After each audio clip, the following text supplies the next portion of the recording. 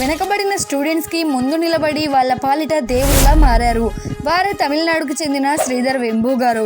Indian కాలేజెస్లో స్టూడెంట్స్కి జాబ్కి కావాల్సిన నాలెడ్జ్ ప్రొవైడ్ చేయడం లేదని గమనించి విలేజెస్లో అన్ఎంప్లాయ్మెంట్ క్రైసిస్ని తగ్గించడానికి 2004లో తమిళనాడులో జోహో అనే ఒక యూనివర్సిటీని స్టార్ట్ చేశారు.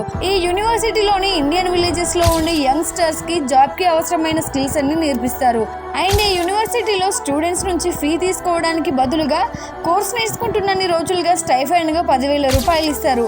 ఫెయిల్ అయిన స్టూడెంట్స్కి కూడా ఇక్కడ కోర్సులు అనేటివి నేర్పిస్తారు. ఇంతేకాకుండా ఇక్కడ కోర్స్ కంప్లీట్ అయిన కొంతమంది స్టూడెంట్స్కి జోహో కంపెనీలోనే రిక్రూట్ చేసుకుంటున్నారు. అండ్ జోహో కార్పొరేషన్లో 15% ఆఫ్ ఎంప్లాయీస్కి కనీసం డిగ్రీ కూడా లేదు. అండ్ ఇండియాలో అన్ఎంప్లాయ్మెంట్ తగ్గించడానికి శ్రీధర్ గారు చేస్తున్న కృషికి గాను భారత ప్రభుత్వం పద్మశ్రీ అవార్డుతో సత్కరించింది. వెనకబడిన స్టూడెంట్స్ చీకటి బతుకుల్లో వెలుగులు నింపుతున్న శ్రీధర్ గారికి ఒక లైక్ చేయండి.